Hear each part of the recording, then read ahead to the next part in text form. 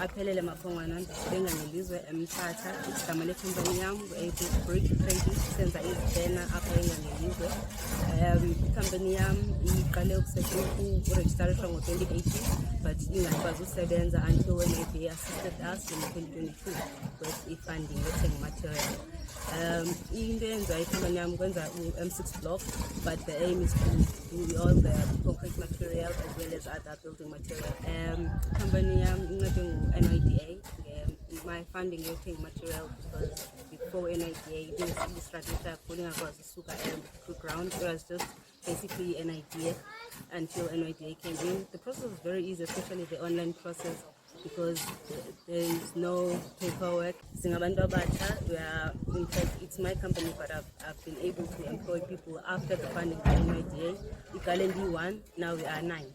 A team of 9. The plan is to make sure that abantu abatsha abahambi esitratweni they are employed, create employment in a space whereby now in South Africa there is no employment. And also able break staff say to siyathetha naso sithi sijonge what do they want, what are their dreams.